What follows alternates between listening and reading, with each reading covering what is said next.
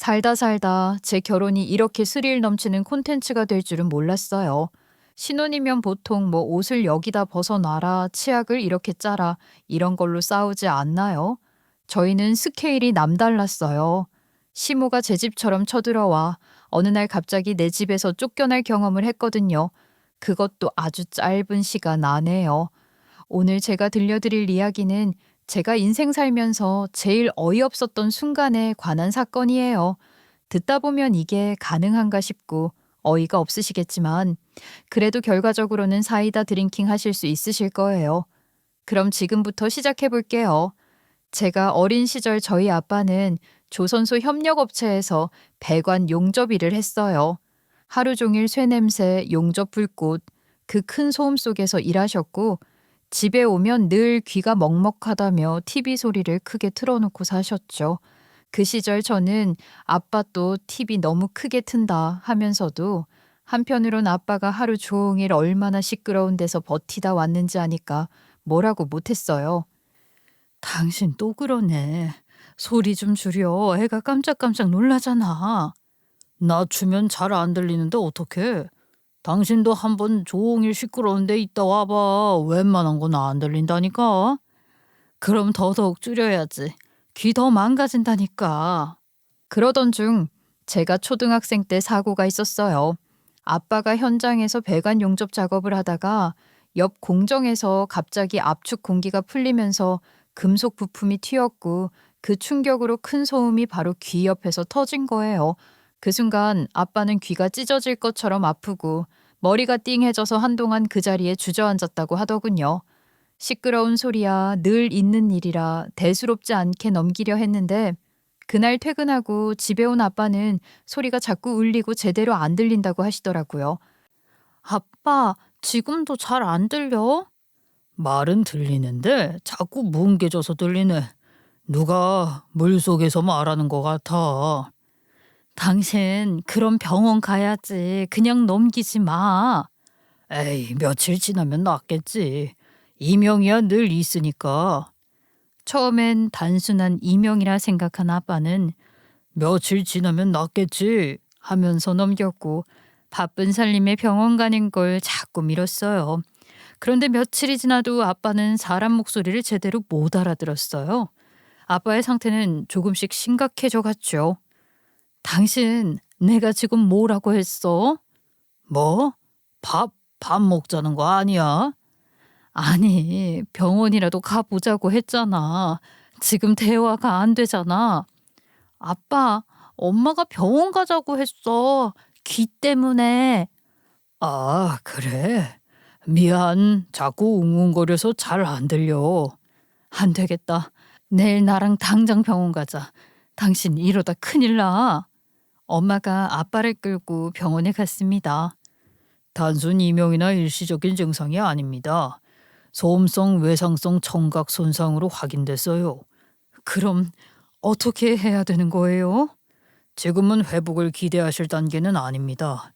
한쪽은 청력이 급격히 떨어졌고 반대쪽도 고음 영역 손상이 심해요. 시간이 지나도 예전처럼 돌아오긴 어렵습니다. 잠깐만요. 지금 뭐라고요? 그러니까 내 귀가 안 들린다는 겁니까? 두 번 다시? 현 상태로는 영구적인 손상으로 보입니다. 청각장애 진단 기준에 해당될 가능성이 높고요. 빠르게 재활을 시작해야 합니다. 여보, 그렇게 아빠는 하루아침에 후천적 청각장애인이 됐어요. 아빠가 청각장애 진단을 받던 날, 어린 마음에도 충격에 마음이 쿵 했던 기억이 남아있어요. 장애라는 게 선천적인 경우보다 후천적인 경우가 더 많다는 걸 저는 그때서야 알게 됐죠. 장애인이 됐다는 사실을 받아들이기 힘들어하던 아빠는 술독에 빠져 살다가 괴로움에 고통치다가 결국 어쩔 수 없이 그 사실을 받아들이기 시작했고 보청기에 의지하고도 소리가 들리지 않아 뒤늦게 수화를 배우고 장애가 있는 삶에 익숙해져 갔어요. 그 과정은 아빠가 괴로워하다가 좋아졌다가 다시 무너지고 괜찮아졌다가 또 화가 나고 마침내 수용하게 되는 그 모든 단계를 가족으로서 옆에서 지켜보는 시간이었죠. 집에 청각장애인 가족이 있는 사람은 아마 알 거예요. 그냥 평범한 집처럼 웃고 떠들기가 힘들다는 거요. 그 사람에겐 안 들리는 말들을 하며 웃고 떠드는 건 어쩐지 죄책감이 들거든요. 그래서 저희 집은 아주 조용한 집이 됐어요. 예전에는 저녁밥 먹으면서 시끄럽게 TV도 틀고 엄마가 잔소리도 하고 아빠와 제가 장난을 하면서 웃기도 했는데 어느 순간부터는 밥숟가락 부딪히는 소리만 크게 들리는 집이 되어버렸죠. 그 조용함이 계속되니까 저도 모르게 점점 속으로는 계속 눌려있게 됐나 봐요. 집에 들어가기 직전 현관 앞에서 한 번 숨을 크게 들이쉬는 게 습관이 됐지요. 문을 열면 또 그 정막이 저를 덮칠 것 같아서요. 학교에서는 친구들이 떠들고 웃고 쉬는 시간마다 소리가 넘치는데 저는 그 소리들 사이에 섞여 있으면서도 계속 마음 한쪽이 쪼그라들어 있었어요. 중학생 때 저의 그런 모습이 생각보다 티가 났나 봐요. 담임 선생님이 저를 보더니 상담실을 한번 가보자고 하셨어요. 저는 솔직히 그게 싫었어요.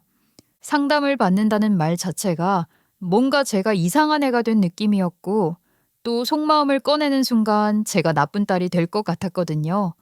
그래도 선생님이 혼자 안고 있는 것 같아서 그래 라고 하는데 그 말이 너무 정확해서 오히려 더 억울해졌고 결국 상담실에서 상담을 받게 됐죠.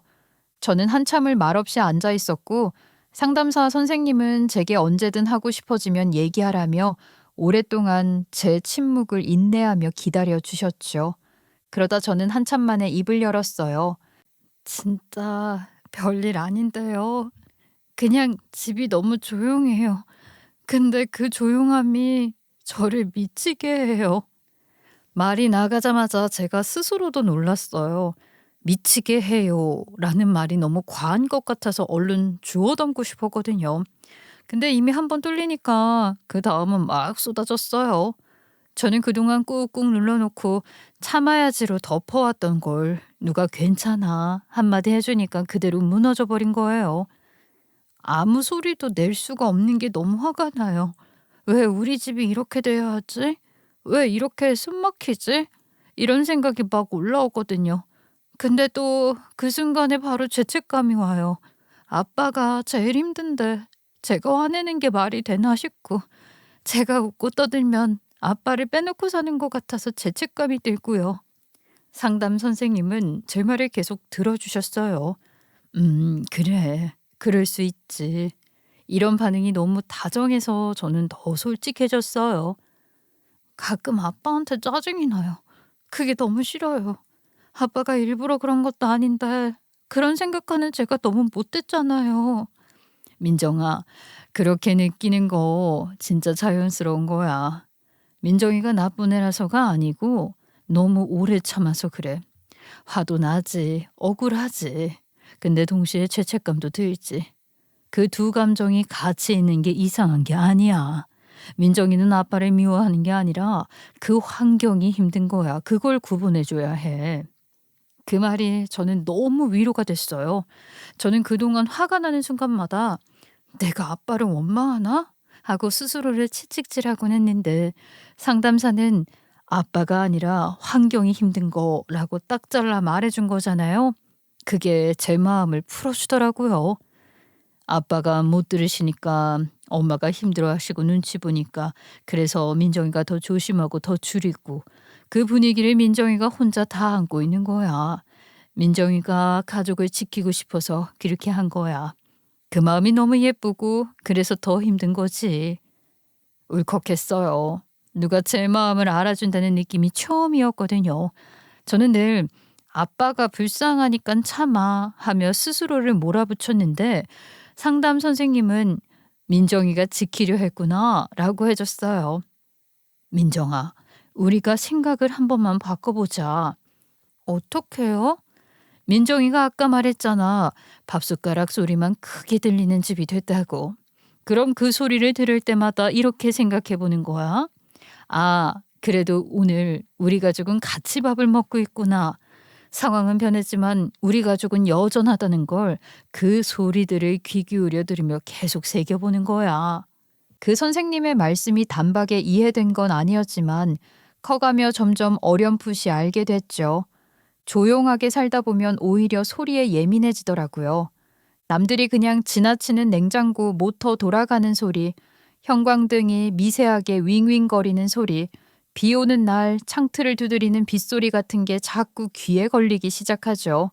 집에 아무런 말이 없으니 소리가 더 크게 다가왔고 아빠가 못 듣는 소리를 제가 대신 듣고 있다는 생각이 들 때마다 이상한 책임감 같은 것도 생겼달까요?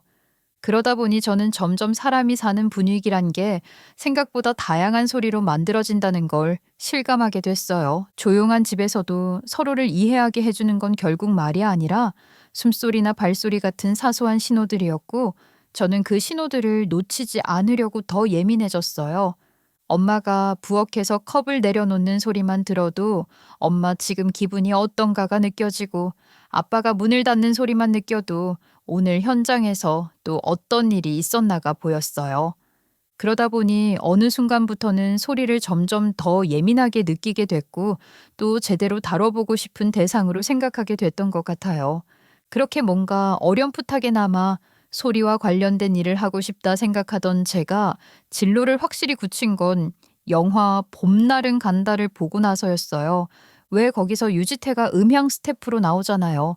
갈대숲 같은 곳에서 헤드폰을 끼고 수음을 하던 장면 다들 기억하시죠?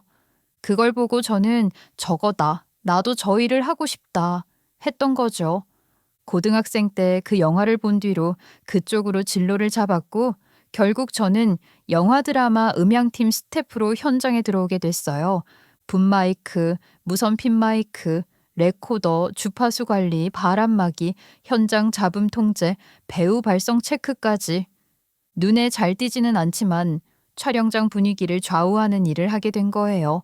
그리 화려하지도 않고 눈에 띄는 일도 아니라 뭐 특별히 신나는 일은 아니지만 또 음향일은 이 일만의 소소한 재미들이 있죠.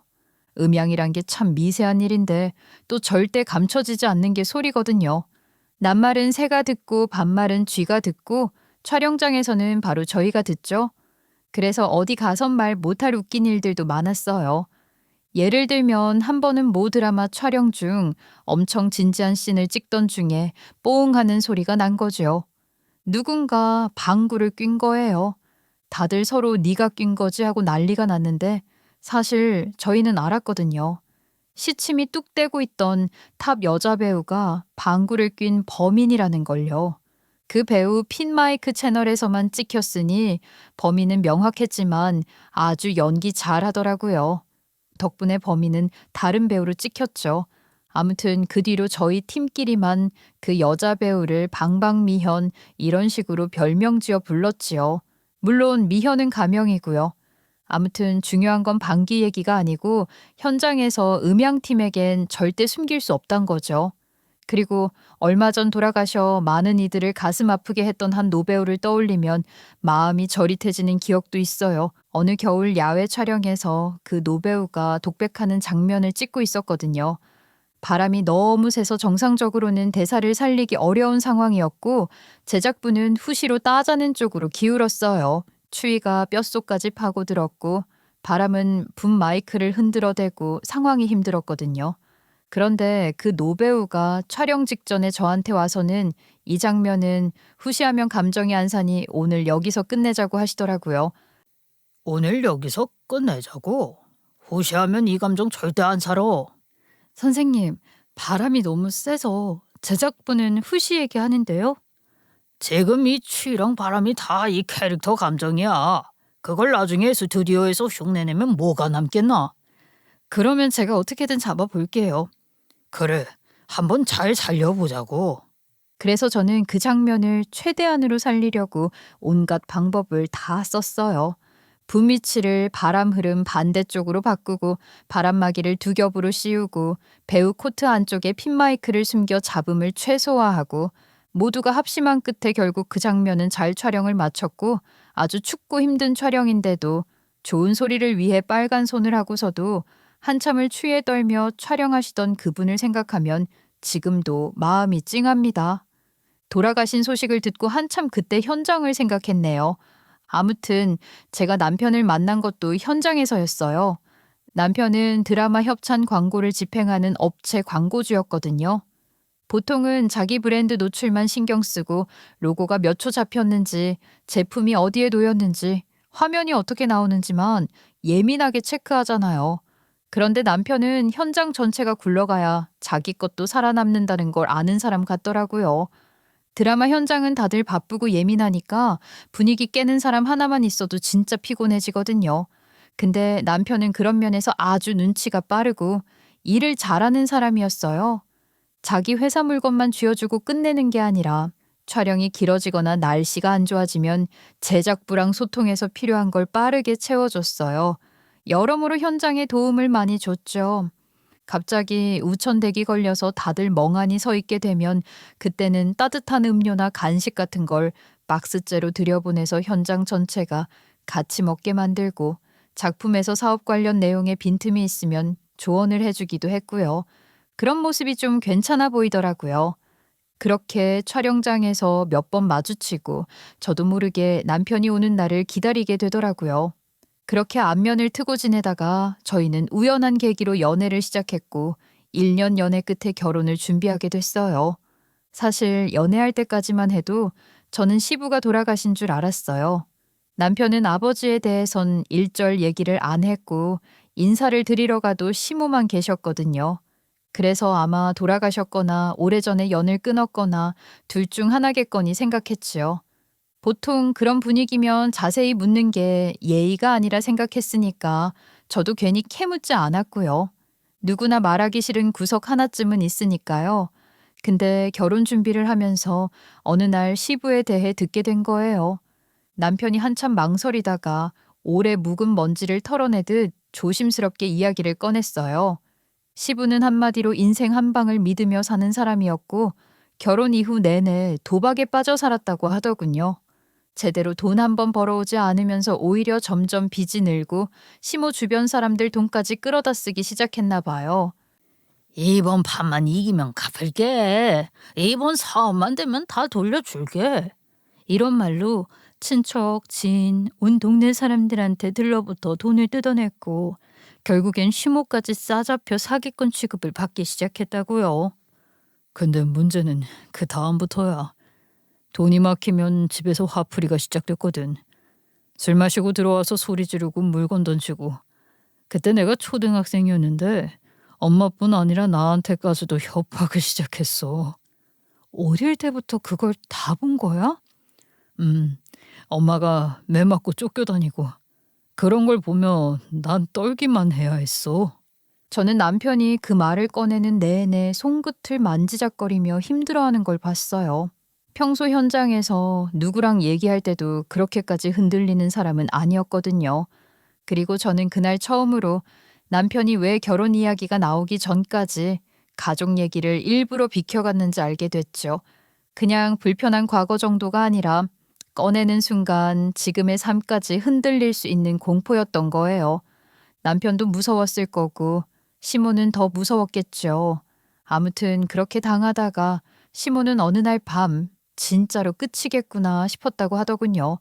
이러다간 남편까지 위험해질 것 같아서 결국 결심한 거죠. 시모는 새벽에 남편을 깨워서 옷 몇 벌만 챙기고 택시를 타고 그냥 도망쳤다고 했어요. 진짜 끝장을 보게 될까봐 그걸 막기 위해 목숨 걸고 뛰쳐나온 선택이었어요. 그럼 이혼은 안 하신 거예요? 그래, 지금도 법적으론 부부야. 아니, 왜 이혼하면 오히려 안전해지는 거 아닌가요? 나도 이혼하고 싶었지. 근데 이혼을 하려면 또 만나야 하잖아. 그랬다간 우릴 가만 안 놔줄 것 같았어. 그래서 법적으로는 끊지도 못하고 그냥 숨는 수밖에 없었어. 그 인간 서류 하나로 끝낼 사람이 아니었어. 찾아와서 난리치고 협박하고 엄마가 그걸 제일 잘 알잖아. 두 사람이 시부에 대해 이야기하길 꺼려하고 조심스러워하는 이유를 그때야 저는 모두 알게 됐고 그러다 보니 결혼이 단순히 남편과 저의 일이 아니라 그 집이 평생 숨겨온 공포까지 같이 떠안는 일처럼 느껴졌어요. 하지만 그럼에도 불구하고 저는 그걸 함께 껴안을 만큼 남편을 사랑하고 있었고 저희는 결혼을 하게 됐습니다. 남편이랑 시모가 그렇게까지 숨기고 두려워하는 사람이면 결혼식에 혹시라도 시부가 나타나진 않을까 좀 걱정했지만 다행히 그런 일은 없었고 결혼식은 무사히 잘 마쳤어요. 그런데 신혼여행을 마치고 돌아왔더니 시모가 무거운 얼굴로 얘기를 꺼내더군요. 엄마, 무슨 일인데 얼굴이 왜 그래? 어머님, 무슨 얘기예요? 무슨 일 생겼어요? 결혼식 때 친척이 나한테 진웅이 애비 얘기를 꺼내더라고. 누구? 혹시 영수 형 아버지? 음, 그 양반이 네 애비네 형이랑 좀 알던 사이잖냐. 근데 나한테 조심하라고 하는 거야. 뭘 조심해? 설마. 그 인간이 요즘 여기저기 다니면서 나랑 널 봤냐고 개묻는다는 거야. 그럼 어떡해요? 조심해야 돼. 더구나 이제는 너까지 같이 찾을 수도 있어. 그 인간 우리에 대한 분노가 클 거야. 무슨 짓을 할지 몰라. 엄마, 그 말 확실해? 그 친척이 괜히 그런 말 하겠니? 저는 시부를 본 적이 없지만 시모와 남편이 덜덜 떨며 두려워하는 게 느껴지니 저도 걱정이 되고 불안감이 커지기 시작하더라고요. 그날 이후 남편은 노이로제에 걸린 사람 같았어요. 전화벨 소리만 울려도 화들짝 놀랐고 모르는 번호로 전화가 오면 두려움에 떨고 누가 앞을 지나가는 발소리만 나도 커튼을 살짝 들춰 밖을 보고 그러다 보니 저도 그때부터 집에 들어올 때도 엘리베이터 앞에서 괜히 뒤를 한 번 더 보게 됐고 밤에 현관 도어락 소리만 나도 심장이 먼저 내려앉곤 했어요. 한편 남편 회사는 결혼을 앞둔 무렵부터 엄청난 상승 곡선을 타기 시작했었죠. 남편이 운영하는 회사는 화장품과 피부 관리 기기 등을 판매하는 곳이었고 광고도 공격적으로 하고 각종 드라마에 PPL도 넣고 하면서 사업이 점점 더 확장돼 갔었거든요. 저랑도 그 과정에서 만난 거였고요. 하지만 사업 쪽 자금이란 건 저 같은 월급쟁이랑은 다르더라고요. 남편은 사업 확장 과정에서 그 돈을 새로운 사업으로 밀어넣게 됐죠. 집은 지금 내가 바로 사자고 하면 살 수도 있는데 그럼 우리 회사 확장 타이밍을 놓쳐. 지금이 중요한 시기거든. 지금도 충분히 바쁜데 더 확장을 해? 내 꿈은 고작 이 정도 회사가 아니야. 내가 약속했었잖아. 당신 회장 사무 소리 듣게 해준다고. 바로 이때가 제일 위험하고 제일 중요한 때야. 타이밍 놓치면 그냥 평생 그 정도에서 끝나. 그래서? 일단 내 자금은 다 사업에 몰아넣어야 할 것 같아. 아직은 모으는 시기가 아니라 일단 돈을 태워야 하는데요. 그래야 내년부터 수확이 되지. 남편 회사는 그때가 딱 확장 시점이었어요. 화장품 사업만 해오던 남편이 의료 제품으로까지 확장을 하는 과정에서 제조 성금이 커지고 협찬도 더 늘리면서 비용이 엄청 들어간 거예요. 남편은 그걸 돈을 태우는 시기라고 했어요. 지금 태워야 내년부터 수확을 한다는 시기였죠. 그 말이 단순 허세로 들리지 않았던 건 남편은 항상 숫자로 말하는 사람이었거든요. 어디에 얼마가 들어가고 어떤 구간에서 현금이 비는지 그걸 메우려면 무엇이 필요한지 그걸 꽤 구체적으로 말하더라고요. 앞으로의 계획도 제게 공유했고요. 아무튼 그래서 신혼집은 저희 친정에서 먼저 해주게 됐어요. 그렇다고 남편이 아무것도 안 한 건 당연히 아니었어요. 남편은 결혼하며 저한테 외제차도 선물해줬고 집에 들어가는 가구, 가전도 남편이 다 최고급으로 맞췄어요. 그러면서도 저희 친정에 나중에 집 해주신 거 몇 배로 갚겠습니다. 하는 남편 모습은 든든해 보였어요. 저희 부모님도 친정에 워낙 잘하는 남편을 믿었으니 문제는 되지 않았어요. 집은 우리가 먼저 해줄게. 그 정도는 우리도 해줄 형편이 되니. 대신 너희 둘만 잘 살면 된다. 서로 서운한 소리 안 나게만 해. 예, 감사합니다, 장인어른 장모님. 나중에 집 해주신 거 몇 배로 갚겠습니다. 그렇게 결혼을 하고 얼마 지나 남편 사업이 더 커질 기회가 생겼어요. 남편이 말하길 화장품 피부관리기기 쪽은 투자랑 물량 싸움이라고 하더군요. 인플루언서 협찬, 드라마 협찬, 홈쇼핑 연계, 해외 판매 라인까지 열려면 제품 물량을 먼저 크게 뽑아야 하고 광고비도 선집행해야 한다고요. 근데 그렇게 해서 투자자들이 붙기 시작하면 오히려 더 냉정해진다는 거예요.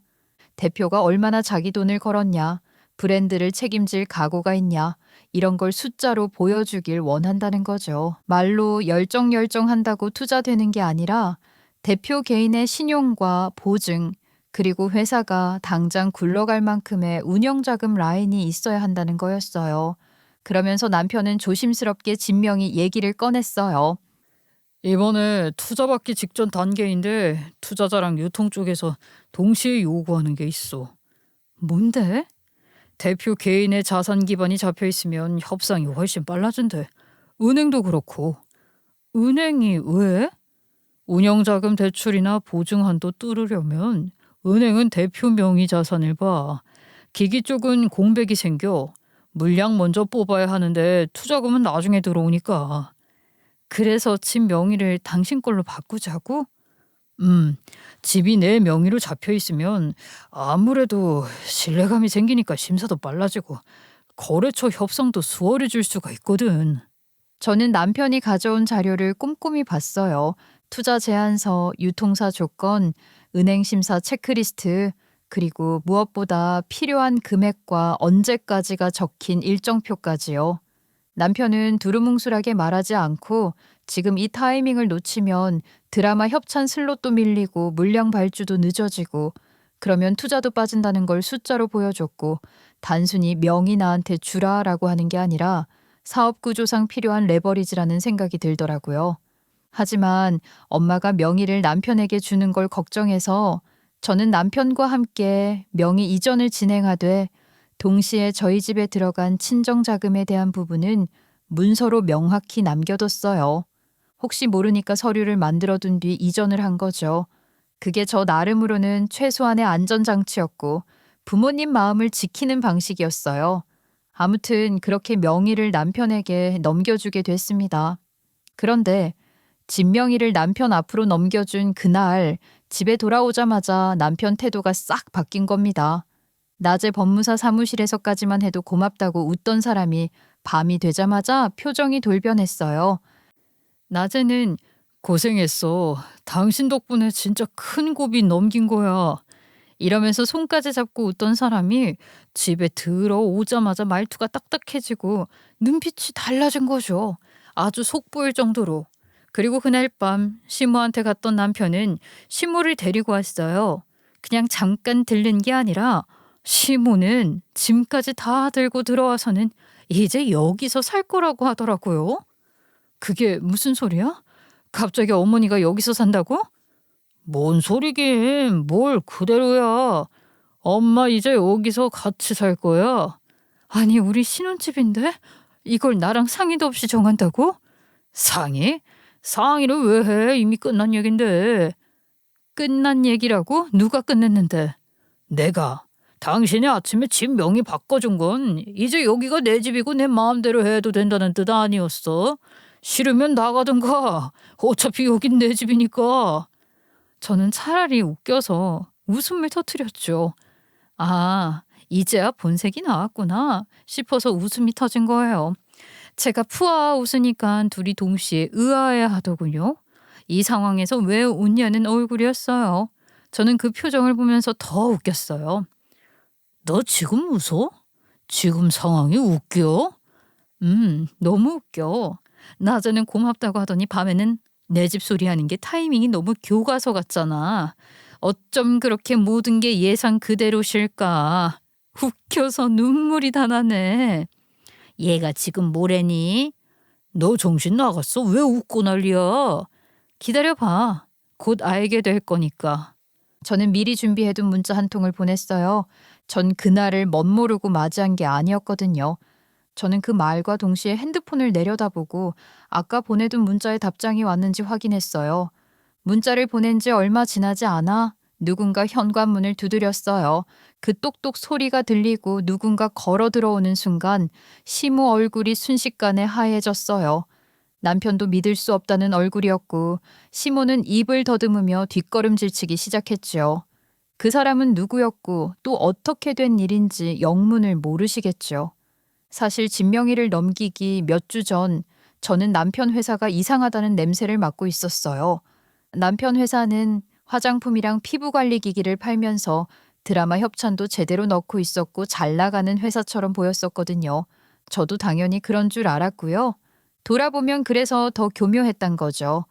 겉으로만 그럴듯해 보일 뿐 그 회사가 정상인 건 아니라는 걸 저는 꿈에도 몰랐어요. 그런 남편 회사에 대해 파헤치는 내용이 한 유튜버에 의해 터진 겁니다.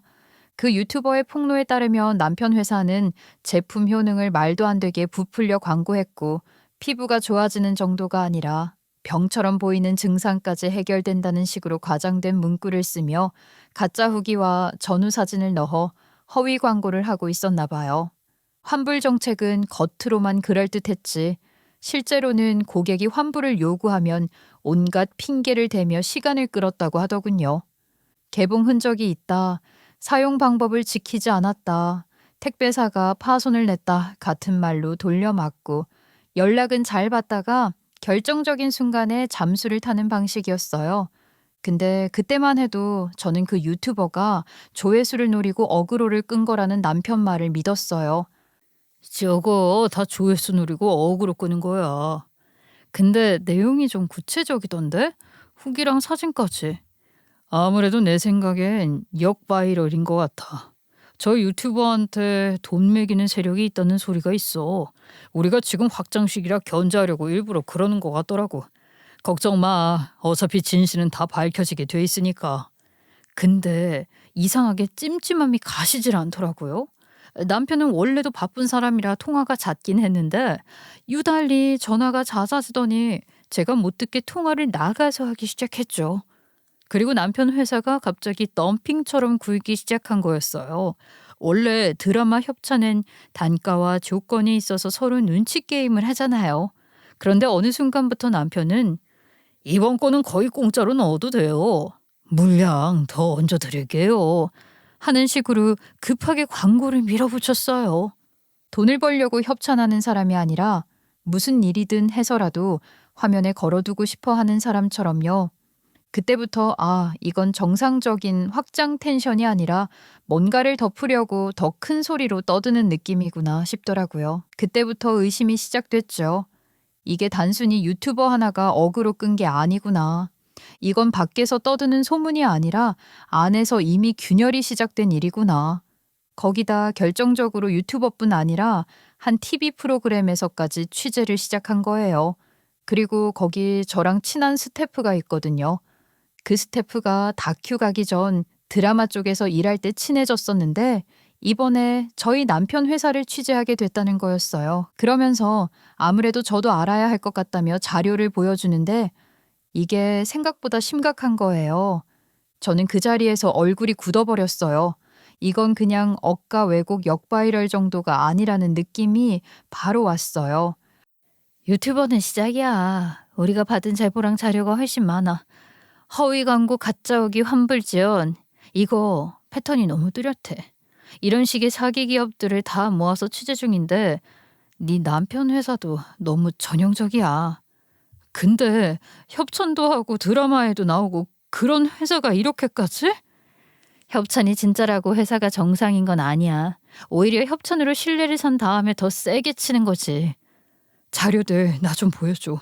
정확히 어디까지인지 봐야겠어. 지금 보여줄게. 근데 너 이거 보고도 오해라고 넘어가면 그땐 나 너 더는 안 본다? 나도 큰맘 먹고 취재 내용 유출하는 거야. 알아. 나도 대충 감이 오니까 요청하는 거고. 고마워. 너한테 피해가는 일 없게 할게. 저는 그날부터 조용히 파기 시작했어요. 제가 할 수 있는 범위 안에서 자료를 모았어요. 유튜브 내용, 소비자 커뮤니티에 올라온 글들, 특히나 친구인 스태프가 건네준 취재 프로그램이 찾아낸 자료들을 들여다볼수록 남편 회사의 실체가 드러나기 시작했어요. 거기다 문제는 그뿐이 아니었어요. 방송 취재 과정에서 알아낸 걸로는 시모도 뭔가 그 사업에 연관이 돼 있다는 거였죠. 그 부분을 집중적으로 파보기 시작하자 저는 놀라운 사실을 알게 됐어요. 시모에겐 사기 전과가 있었고 그 이후 개명까지 했더라고요. 그리고 남편 회사의 초창기 기반을 다지는데도 시모가 역할을 했었고요. 그 말을 들은 순간 그동안 시모가 누군가 자기를 찾을까 벌벌 떨던 것들이 전부 다른 의미로 다가오더군요. 그러니까 시모와 남편이 두려워한 건 시부가 찾아올까 봐가 아니라 자기들이 드러날까 봐였던 거예요. 그 모든 정황을 제대로 알기 위해 저는 마지막 퍼즐이 필요했어요. 바로 시부였죠. 존재 자체가 공포로만 남아있던 그 사람. 저는 시부가 가해자가 아니라 숨겨진 증인이라는 생각이 들었고 시부를 꼭 만나봐야겠다는 생각이 들더라고요. 그래서 취재진의 도움을 받아 시부를 만나게 됐어요. 시부는 제가 상상하던 괴물 같은 사람이 아니었어요. 그리고 제가 알고 있던 모든 이야기를 뒤집었죠. 저는 처음엔 경계했어요. 솔직히 저도 도박꾼, 폭력적, 협박 이런 단어들만 듣고 온 사람이었으니까요. 그런데 시부는 제 얼굴을 보자마자 정반대의 이야기를 시작했습니다. 먼저 확실히 말씀드릴게요. 저는 도박한 적 없습니다. 빚을 진 적도 없고요. 아버님이 도박에 빠져서 집안을 말아먹었고 그래서 어머님이 그 사람을 데리고 도망쳤다고 전 그렇게 알고 있었어요. 그 이야기는 다 그 여자가 만든 겁니다. 그럼 남편은요? 그 사람은 어릴 때부터 당했다고 했어요. 그래서 아버지 얘기만 해도 몸이 굳는다고. 놈도 똑같은 놈이니까요. 제 엄마와 한패가 됐죠. 진홍애미는 도박을 일삼았고 사기도 졌습니다. 그러다 어느 날 제 가족들, 제 주변 사람들 돈을 엄청 빌리고는 갑자기 잠적했습니다. 진홍이를 데리고 갈 때 그 앤 알았을 겁니다. 제 엄마를 따라가면 그 훔친 돈으로 넉넉하게 살 수 있다는 걸. 그러면 시모가 새벽에 애 깨워서 택시 타고 도망쳤다는 건? 돈 때문입니다. 빌린 돈이 터지기 시작하니까요. 처음엔 친척들 돈부터 끌어다 썼습니다. 그 다음엔 지인들, 동네 사람들, 장사하던 사람들까지요. 급하다고 금방 갚는다고 이번에만 굴리면 된다고 하면서요. 그러고는 잠적했습니다. 제가 그 모든 원망을 뒤집어 쓰게 됐죠. 시부의 입에서 진실을 듣게 되며 저는 입을 다물 수가 없었습니다. 시부는 계속 말을 이어갔어요. 그리고 그 놈도 지 애미랑 똑같습니다. 결이 똑같아요. 사람을 설득할 때는 다정하게 굴고 필요할 때는 겁을 먹여서 입을 막고 결정적인 순간에는 책임을 남에게 넘기는 방식. 다 그 여자의 방식이죠. 아마 그 놈도 똑같은 수법을 배웠을 겁니다. 그러니 절 찾아오신 거 아닌가요? 네, 확인하고 싶었어요. 마지막 키를 치신 분이니까요. 오늘 제가 말씀드린 건 모두 한치의 거짓도 없는 진실입니다. 저는 그 사람을 만나 지금까지도 주변 사람들의 원망을 듣습니다. 저처럼 살고 싶지 않다면 지금이라도 방향을 잡으셔야 해요. 들으면 들을수록 실체가 보이기 시작했어요. 시모가 시부 쪽 일가 친척, 친구들에게 입힌 피해만 해도 상당했고 시부를 피해 모자가 모두 이름을 바꾸고 숨어 살았던 것도 모두 다 그 사기 때문이었죠. 게다가 이제는 남편 역시 사기꾼으로 살고 있다는 걸 모두 확인한 상황이었으니 그러니 제가 무슨 선택을 했겠어요? 시부를 이리로 부르기로 한 거죠. 그리고 바로 정확한 타이밍을 놈들이 만들어줬어요. 명예를 넘긴 그날 밤 현관에 들어선 시부의 존재는 그들이 평생 숨겨온 이야기의 문을 억지로라도 열어젖히는 열쇠가 됐습니다. 시부가 현관 안으로 발을 들이자 시모는 본능적으로 달아나려 했어요. 하지만 시부는 그걸 미리 예상했죠. 시부가 시모를 막던 순간 복도 쪽에서 발소리가 몰려오더니 현관이 확 열리면서 경찰이 들이닥쳤어요. 시모는 얼어붙었고 남편은 입을 벌린 채 제자리에서 굳어버렸어요. 예, 신고받고 왔습니다. 제가 신고자입니다. 여기 이 사람 제 아내였던 사람이고요. 사기 피해 관련해서 피해자들 진술도 확보돼 있습니다. 아니 무슨 이게 지금 무슨 짓이야? 당신 미쳤어? 밤에 갑자기 들이닥쳐서 뭐 하는 짓이야? 선생님, 고성 지르지 마시고요. 지금부터는 조사 절차 안내드리겠습니다. 신고 내용상 확인할 게 있습니다. 도망갈 생각하지 마. 네가 이름 바꾸고 주소 옮기고 사람들 돈 물려서 도망친 거 내가 다 증거 확보해 왔으니까. 네가 뭘 들고 와? 네가 뭔데? 말씀은 조사 과정에서 하시면 됩니다. 지금은 임의동행 요청 드릴게요. 거부하시면 체포 절차로 전환될 수 있습니다. 나 안 가. 나 아무것도 안 했어. 저것들이 날 함정에 빠뜨린 거야. 시모는 울부짖으면서 끝까지 발버둥을 치며 끌려갔고 경찰 조사를 받게 됐어요. 시모가 시부 주변인들에게 친 사기가 한둘이 아니었고 그 피해자들이 몰려들며 꼼짝없이 사기 가해자로 다시 조사받게 된 거예요. 이미 전과도 있는 데다 피해자가 한둘이 아니다 보니 이제 달아날 구멍이 없어 보였죠. 그러는 한편 남편 쪽도 난리가 났어요. 남편 회사의 실체가 보도됐거든요. 광고 문구가 단순 과장이 아니라 소비자가 치료 효과로 오인하게 만들 정도로 설정돼 있었고 전후 사진과 후기 조작 의혹, 환불 지원 패턴, 고객센터 응대 녹취까지 줄줄이 실체가 드러났어요. 방송이 나간 날 남편 회사 고객센터는 마비됐고 환불 요구가 폭주하며 유통계약까지 줄줄이 끊겼어요. 투자 얘기를 주고받던 사람들도 손절을 시작했고 남편은 하루아침에 잘 나가는 젊은 대표에서 나락으로 떨어졌어요. 결국 남편 역시 조사를 받게 됐는데 화장품 피부관리기기에서 끝나는 게 아니라 아예 의료기기 제품으로까지 확장을 준비하고 있었기 때문에 문제가 커졌어요. 기존 제품도 효능을 과장해 소비자를 우롱했는데 의료기기는 그 죄질이 더 커지는 모양이더라고요. 조사 과정에서 나온 자료들 중에 남편 회사가 준비하던 의료기기 라인 관련 기획안에 사기 증거 자료들이 나온 거죠. 그 의료기기 라인을 내세워 대형 유통 채널에 들어가려는 계획까지 나왔고요. 그쪽은 단가가 커지니까 선결제 금액도 커지고 피해 규모도 화장품 때랑 비교가 안 되게 커질 수밖에 없었어요. 결국 남편이 집을 자기 명의로 정리해달라고 했던 이유 중 하나도 이 의료기기 확장 단계에서 더 큰 돈을 끌어오고 더 큰 판을 벌리기 위한 기반을 만들려는 목적이 있었다는 게 드러난 거죠. 그래서 수사기관이 들여다볼 때도 단순 환불 분쟁 수준이 아니라 더 큰 피해를 만들기 직전까지 간 구조로 봤고 그 부분이 같이 언급되면서 남편 회사는 더 이상 빠져나갈 구멍이 없어졌어요. 일이 이렇게 되니 저는 바로 이혼 절차를 밟았어요. 제가 확보한 모든 자료와 경찰 조사 상황, 명의 넘긴 날, 밤부터의 태도 돌변과 사실상 퇴거 요구까지.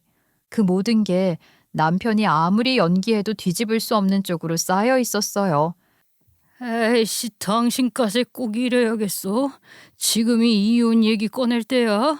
내가 회사 살리느라 미치겠는데. 나 지금 딱 죽고 싶은 심정이란 말이야. 당신이라도 날 좀 잡아주면 안 돼? 놀고 있네. 야, 넌 내가 사기 결혼으로 고소해도 할 말 없어. 곱게 이혼해주는 걸 다행으로 하려야지. 뭐? 뭘 잡아?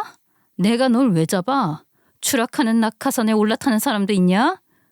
여보, 제발 조금만 더 버텨줘. 나 진짜 끝장이야.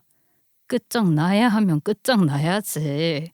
그렇게 사기 쳐놓고 너는 무사하길 바랬니? 남편은 그 뒤로도 몇 번을 집 앞에 와서 문을 두드렸고 전화로도 매달렸어요.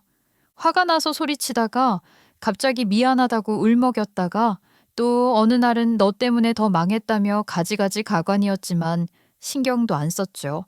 그러다 결정적으로 선을 넘은 날이 있었어요. 평소처럼 문 두드리다가 아무리 가라고 해도 현관 앞에서 안 가고 버티더니 소리를 지르며 고성방가를 시작한 거예요. 가뜩이나 근간의 일로 동네 사람들 보기가 민망했는데 그렇게까지 하니 진짜 딱 죽겠더라고요. 그래서 바로 신고했지요. 문 앞에서 계속 소란 피우고 있고 제가 두려움을 느낄 정도로 반복적으로 찾아오고 있다고요. 결국 경찰에 질질 끌려가는 그 뒷모습을 보는데 진짜 오만정이 다 떨어지더군요. 그렇게 한심할 수가 없었죠. 전 남편은 그 후로도 여러 번의 소란 끝에 접근 금지 명령을 받았고 결국 저는 제가 준비해둔 문서와 제가 모은 자료와 제가 선택한 타이밍 덕분에 저는 제 것을 모두 지키고 무사히 이혼을 해낼 수 있게 됐습니다. 아, 집 문제 걱정하신 분 혹시 계신가요? 다행히 그 와중에 집은 제가 지키게 됐어요. 남편이 명의를 가져갔다고 끝이 아니었거든요. 제가 공증으로 걸어둔 약정 덕분에 남편은 집을 마음대로 담보로 잡거나 처분할 수 없었고 친정 자금이 들어간 부분은 문서로 명확히 남아 있었어요. 남편이 혹시라도 부부 재산이니까 같은 말로 퉁치려 해도 자금 출처와 상환 약정이 정리돼 있어서 제가 손해보는 구조가 아니었어요. 오히려 남편이 문제를 키우는 순간 그 약정은 제 방패가 됐지요. 결국 전 시모는 실형을 살게 됐어요. 시부 주변 사람들한테 친 사기 피해가 줄줄이 엮였고 전과까지 있어 빠져나갈 구멍이 없었고 감옥 신세를 피하지 못했어요. 처음엔 본인 혼자만 억울하다는 식으로 버티려 했던 모양인데 조사라는 게 그렇게 만만한 게 아니더라고요. 이름 바꾼 기록, 주소 옮긴 기록, 돈이 오간 흔적, 피해자들 진술이 하나씩 맞물리면서 더 이상 오해나 억울함으로 덮을 수 있는 단계가 아니었어요. 어쩔 거야. 네가 나한테서 가져간 그 돈 때문에 나 이혼당했어. 어떻게 보상할 거야? 나야말로 망했어. 진짜로 망했어. 너 때문에 우리 집 뒤집어졌고 내 아들 인생도 박살났어. 그 돈이 그냥 돈인 줄 알아? 그 돈이 어떤 돈인데? 다 필요 없어요. 2년 빵에 쳐놓고 우리 돈 갚게 해야지. 전시모에게 당한 피해자들이 한두 명이 아니었고 각자 쥐고 있던 조각들이 모이니까 그 사람의 패턴이 선명해졌죠. 작은 거짓말이 큰 거짓말을 덮어주긴커녕 오히려 그동안 얼마나 습관처럼 속여왔는지를 증명하는 증거가 됐고요. 결국 늘 하던 대로 빠져나가려다 이번엔 끝까지 막힌 길에서 그대로 잡힌 거예요. 전 남편은 더했죠. 회사는 조사를 받으며 하루아침에 무너졌고 환불폭주의 조사까지 겹치면서 돈줄이 다 끊겼죠. 남편은 더 이상 잘 나가는 대표 흉내를 낼 수 없게 됐어요. 한마디로 모든 허세와 가식이 드러나고 아주 볼품없는 알거지 신세가 된 겁니다. 방송 나가고 나서 전 남편이 무너지는 속도는 굉장했죠.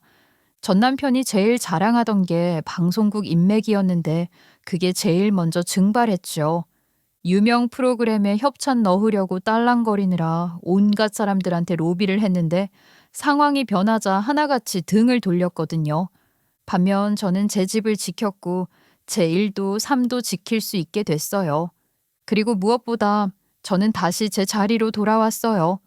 예전처럼 숨죽이거나 눈치 보는 삶이 아니라 제가 가진 걸 제가 지키고 제 일상을 제가 선택하는 삶으로요. 비록 어리석은 선택을 했고 그 결과 불구덩이 속으로 끌려 들어갈 뻔했지만 그래도 다행히 저는 그 직전에 구명선에 오를 수 있었어요. 그리고 그걸 가능케 한 건 모두 기록 덕분이었죠. 제가 공증으로 걸어둔 약정과 문서 정리가 결국 제 삶을 지켜줬고 저는 누군가의 입발린 말이 아니라 기록을 믿어야 한다는 걸 뼈저리게 배웠어요. 저는 너무 쉽게 사랑을 말하고 남자를 믿었고 가족이 되었지만 사랑은 거짓이었고 남자는 배신했고 가족은 허울뿐이었어요. 막상 끝까지 남는 건 서류와 문서들이었죠. 아이러니하게도 그 차가운 것들이 저를 가장 따뜻하게 살려준 겁니다. 그러니 여러분도 명심하세요. 제일 못 믿을 게 사람 마음이더라고요. 꼭 사기꾼일 때만 그런 건 아니죠. 40년을 같이 살고도 바람이 나고 배신을 때리는 게 사람이잖아요. 남자는 더더욱 그렇고요. 그래서 제가 드리고 싶은 말은 딱 하나예요. 사람 마음을 믿지 말라는 게 아니라 사람 마음만 믿고 내 인생을 걸지 말라는 거예요. 그 믿음 위에 반드시 기록을 깔아두셔야 해요. 돈이 오가면 계좌로 남기고 약속이 오가면 문자로 남기고 명의가 오가면 공증으로 남기고 누가 그냥 우리끼리 좋게 하자 그러면 더더욱 서류로 남기세요. 좋게 하자는 말은 대부분 나중에 안 좋게 되면 기록이 없어서 내가 유리해지겠다는 뜻일 때가 많거든요. 그리고 제발 가족이니까 라는 말에 마음 약해지지 마세요. 가족이라고 해서 법이 봐주지도 않고 사기꾼이 양심이 생기는 것도 아니더라고요. 오히려 가족이니까 더 쉽게 더 깊게 파고듭니다. 내 편인 척, 내 걱정해주는 척 하면서요. 그러니 여러분도 꼭 본인을 지키시기 바랍니다. 그게 언젠가 나중에 진짜로 여러분을 살려요. 저처럼요. 끝까지 들어주셔서 감사하고요. 여러분은 제발 신혼이든 연애든 어떤 관계든 이상한데 싶은 순간 그 느낌 무시하지 마세요. 그리고 진심으로 드리고 싶은 말이 있어요. 사실 저는 이 일로 자책을 오래 했어요. 제가 너무 멍청하고 한심하고 부끄럽고 어디 가서 말도 못했죠. 사람들이 그러게 돈만 보고 결혼하더니 하며 손가락질 할 것 같아서요. 하지만 오래 괴로워한 끝에 저는 결국 그 죄책감에서 조금씩 해방될 수 있었습니다. 사기를 당한 결론이 나는 사람 보는 눈이 없어 라는 자책이 되면 안 돼요. 사람 보는 눈이 없어서 욕심이 많아서 당한 게 아니라 사람을 믿는 내 마음을 악용하는 사람들이 있는 거니까요. 그걸 내 탓으로만 돌리면 다음에도 또 내 마음을 조심하게 되고 결국 더 손해보는 건 내가 되더라고요. 그러니까 자책은 딱 거기까지만 하세요. 내가 한 번 당해봤으니 다음엔 안 당한다. 이걸로 끝내는 게 제일 이득이더라고요. 이상 저는 사기꾼 만나 결혼까지 했던 머저리였고요. 근데 머저리로 끝내진 않으려고 마지막엔 제가 할 수 있는 건 다 했습니다.